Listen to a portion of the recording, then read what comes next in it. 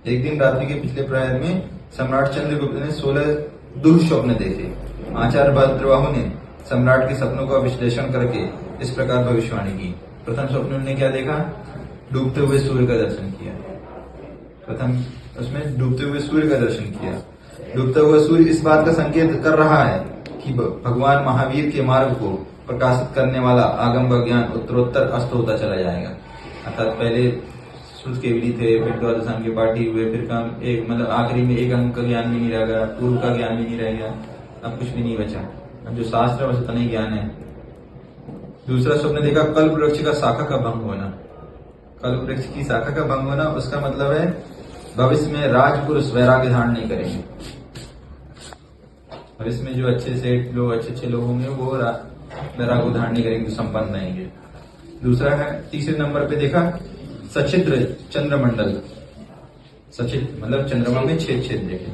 सचित्र चंद्रमंडल का अर्थ यही है कि विधर्मियों और नास्तिकों के द्वारा धर्म का मार्ग छिन्न भिन्न हो जाएगा। जो 363 मत बन गए, अलग अलग अपने अपने धर्म को अपने अपने फॉलोअर्स बनाने वाले आ गए। इस प्रकार तीसरा स्वप्न सचित्र चंद्रमंडल देखा। फिर उसके बाद हमने चौथे नंबर पे देखा 12 फण वाला सर्प। 12 फण वाला सर्प देखा। ये बताता है अपने अस्तित्व से स्वप्न में घोषित कर गया कि उत्तरापथ में मतलब उत्तर भारत में 12 वर्ष का काल पड़ेगा। जहाँ जो विष जैसे सर्प विष होता है ना, इतना भयंकर महामारी पड़ेगी, वैषम्य हो जाएगा। फिर इसी के कारण वो परंपरा हुई। भद्रबाहु के साथ 12,000 इधर आ गए और वहां स्थूल भद्र उनके नेता बन गए, तो 12,000 वहां रह गए। 24,000 का संख्या था भद्रबाहु का। फिर 5वें नंबर में उन्होंने स्वप्न देखा लौटता हुआ देव विमान। विमान सब लौट रहे हैं, तो क्या ये बतलाता है कि अब इस पंचम काल में, इस कली काल में देव विद्याधर रिद्धिधारी संतों का अवतरण इस पृथ्वी पर नहीं होगा। अपन कितने अभागे हैं कि रिद्धिधारी संतों का दर्शन नहीं होता। अपन पंचाश्चर्य नहीं, विद्याधर भी नहीं आएंगे, देव भी नहीं आएंगे, पर संबोध रहे हैं बेहतर देख बत रहेंगे, परेशान करने वाले। ठीक है। फिर उसके बाद 6वें नंबर में स्वप्न देखा दूषित स्थान में खिले हुए कमल। दूषित गंदगी में, नाले इत्यादि में खिले हुए कमल। इससे ये फलित होता है कि कुलीन और प्रबुद्ध जन भी अनीति और अधर्म की ओर आकर्षित होंगे। अच्छे लोग भी उस राजनीति रूपी दलदल में अधर्म की ओर प्रवेश कर जाएंगे। ऐसा 6वां स्वप्न हो गया। अगला स्वप्न देखा 7वां भूत प्रेतों का विभत्स नृत्य। भूत प्रेतों का विभत्स नृत्य ऐसा देखा, अर्थात इसका मतलब हुआ कि जनमानस पर प्रायः उनकी ही छाया रहेगी। मतलब इन्हीं का आतंक रहेगा, भूत प्रेत का, ऊपरी बाधाओं का, इन चीजों का। ये पहले ही बता दिया गया। फिर 8वें नंबर में देखा जुगनू चमकने का संकेत। हल्की सी लाइट बस दिख रही, चारों ओर अंधेरा है, जुगनू चमक रहा है। ये संदेश देता है कि धर्म की ज्योति जिसके भीतर प्रज्वलित नहीं है, ऐसे पाखंडी लोग भी धर्मोपदेश तक बनकर धर्म के नाम पर लोक रंजन और स्वार्थ साधना करेंगे, अर्थात लोगों को लूटेंगे, बहकाएंगे इधर से उधर। सच्चे साधु का अभाव रहेगा। 9वें नंबर पर रहेगा किंचित किंचित जल सहित शुष्क सरोवर। मतलब सूखा हुआ सरोवर है, थोड़ा थोड़ा कहीं कहीं एक एक गड्ढे में पानी है। अर्थात ये देखकर समझना चाहिए कि धर्म की स्व और पर कल्याणी वाणी का तीर्थ धीरे धीरे शुष्क होता जाएगा। अर्थात लोगों के अंदर से धर्म रूपी वाणी या धर्म है धीरे धीरे कम होता जाएगा। अधर्म की ओर लोग बढ़ने लगेंगे। कहीं कहीं क्वचित कदाचित ही उसका अस्तित्व शेष बचेगा। फिर 10वें नंबर में स्वर्ण थाल में खीर खाता हुआ स्वान। स्वान अर्थात कुत्ता। स्वर्ण थाल में खीर खाता हुआ स्वान, ये देखने से फलित होता है कि आगामी काल वाले चाटुकार ही लक्ष्मी का उपभोग करेंगे। स्वाभिमानी जनों को प्रायः वो दुष्प्राप्त होगी। जो मायाचारी षड्यंत्रकारी चाटुकार जैसा समझ है, मस्ता पॉलिश में लगे रहेंगे, उनकी लक्ष्मी धन वैभव रहेगा। जो अच्छा व्यक्ति रहेगा उसके यहाँ इसका अभाव हो जाएगा। मतलब प्रायः बोल रहा हूँ। फिर 11वें नंबर में स्वप्न देखा स्वप्न में गर्जारूढ़ मरकट। मतलब गज आरूढ़ मरकट, अर्थात हाथी के सिर पे बैठा हुआ बंदर। जैसा आपने देखा कि एक हाथी है, उसके ऊपर बंदर बैठा हुआ है। ये इतना ही घोषणा करने आया था कि भविष्य में जो राजतंत्र होगा, राजनीति में जो लोग रहेंगे, वो चंचल मति वाले होंगे, वो स्थिर बुद्धि वाले नहीं होंगे, अच्छे से डिसीजन लेने, विवेकपूर्ण व्यक्ति नहीं रहेगा वो, जो सही सही डिसीजन ले पाए।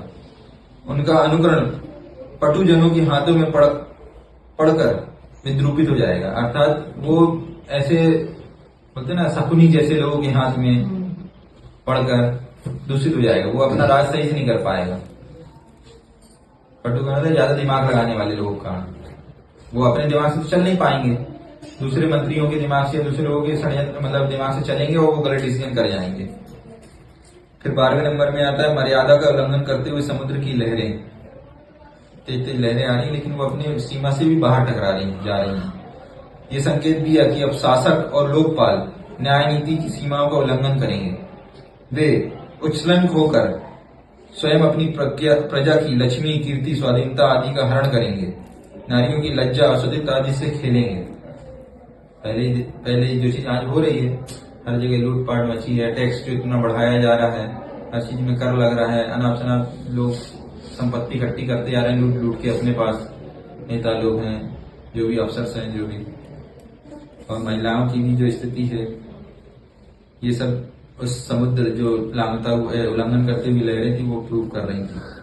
13वें नंबर में देखा बछड़ों के द्वारा रथ का वहन। छोटे छोटे बछड़े हैं, वो बड़े बड़े रथ को खींच रहे हैं। ये इस बात का प्रतीक है कि अब लोग युवा अवस्था में ही धर्म और संयम के रथ को खींचने की शक्ति पाई जाएगी, वृद्धावस्था में शक्ति क्षीण हो जाएगी, अर्थात कम उम्र में ही लोग व्रत लेंगे, संयम लेंगे और दीक्षा को धारण करेंगे। ये सोचेंगे कि भविष्य में ले लें तो अब इतनी शक्ति भविष्य में नहीं बचेगी कि तुम सोचो कि हम शादी के बाद ब्याह बच्चों को सबको सेटल करके फिर 50 साल की उम्र में दीक्षा ले लें, तो नहीं हो पाएगा। ये सिर्फ एक ही अच्छा स्वप्न था, अपने लिए अच्छा था क्योंकि अभी अपन जवान है, नहीं अपन के लिए अच्छा था क्योंकि अपन जवान है, लेकिन एक तरह से समाज के लिए बुरा था, श्रावक के लिए बुरा था, क्योंकि ये बता रहा था कि उनके जब भाव होंगे तब उनके पास इतनी शक्ति नहीं बचेगी कि हम दीक्षा ले लें। तो मतलब धर्म मतलब जो मोक्ष मार्ग है वो कम तो हो जाएगा ना, लोगों की संख्या कम हो जाएगी। फिर युवावस्था में वो दीक्षा और संयम को लेकर ग्रहण करके धर्म के पथ को आगे बढ़ाएंगे। गज पर आरूढ़ होने वाले राजपुत्रों का ऊंट पर आसीन दिखाई देना। जो पहले राजपुत्र, अगला स्वप्न है 14वें नंबर का, अर्थात जो पहले हाथी पे चल के राजकुमार लोग जाते थे ना, अब वो राजपुत्र ऊंट के ऊपर चल के जा रहे हैं। ये इस बात का संकेत देता है कि अब राजपुरुष व्यवस्थित और शांतिपूर्ण मार्गों का परित्याग करके असंतुलित और हिंसा से भरे मार्ग पर चलेंगे। जिन अच्छे लोगों को आप समझोगे कि ये लोग अपना मतलब सहायता करेंगे, समाज में सेवा करेंगे, सब कुछ करेंगे, ये अनीति अन्याय के मार्ग में चलेंगे, शांतिपूर्ण नहीं, हमेशा वो मतलब अशांति फैलाएंगे चारों ओर। जैसे जैसे धन बढ़ेगा, जैसे जैसे पद बढ़ेगा ना, ये समाज को संतुष्ट करने की जगह और इसमें अव्यवस्था फैलाएंगे, ये लोग हमारे पक्ष में बने रहे। अगला 15वां नंबर का स्वप्न देखा उन्होंने, धूल दूषित रत्नों का अवलोकन। ये भी आप लोग सामने भी प्रत्यक्ष है, इसका जो उत्तर आएगा। धूल दूषित रत्नों का अवलोकन मतलब चारों ओर रत्न तो दिख रहे हैं लेकिन सब में धूल पड़ी हुई है, वो उसका अंकड़ कीचड़ में पड़े हुए रत्न है एक तरह से, अर्थात अप्रिय संदेश देता है ये स्वप्न। भविष्य में संयम रत्न के धारक, निर्गंध तपस्वी भी, ऐसे मुनिराज भी एक दूसरे की निंदा और अवर्णवाद करेंगे। सबसे बुरा स्वप्न ये था कि जो धर्म की रक्षा करने वाला है वही एक दूसरे का विरोधी बन जाएगा। ये सबसे बुरा स्वप्न था आज का, और वही हो रहा है कि एक संयम का धारण करने वाला साधु भी एक दूसरे की निंदा और अवर्णवाद करेगा। और 16वें नंबर में अंतिम स्वप्न उन्होंने देखा, काले हाथियों का द्वंद्व युद्ध। काले काले बड़े बड़े विशाल विशाल हाथी हैं, वो आपस में लड़ रहे हैं। ये युद्ध बताता है कि गरजते हुए मेघ सानुपातिक जलवृष्टि अब नहीं कर पाएंगे। यत्र तत्र अवसरण अर्थात कम वर्षा होगी और कहीं बहुत ज्यादा वर्षा होगी, जिससे प्रजा को कष्ट होगा। समय में ऋतु नहीं आएंगी, कभी एकदम अत्यधिक ठंडी हो जाएगी, कभी नहीं आएगी। गर्मी में भी ठंडी पड़ जाती, गर्मी में बरसात हो जाती, बरसात में ठंडी पड़ जाती, बरसात में गर्मी हो जाती, ठंडी में इस बार ठंडी ही नहीं पड़ रही। तो ये काले काले हाथियों का द्वंद्व युद्ध बताता है कि असमय में जल वृष्टि होगी और अनुपात से नहीं होगी, कभी ज्यादा होगी किसी साल नहीं होगी। इससे प्रजा को कष्ट का अनुभव होगा। सम्राटों के स्वप्न की इस परिभाषा ने सभी को आकुलित कर दिया।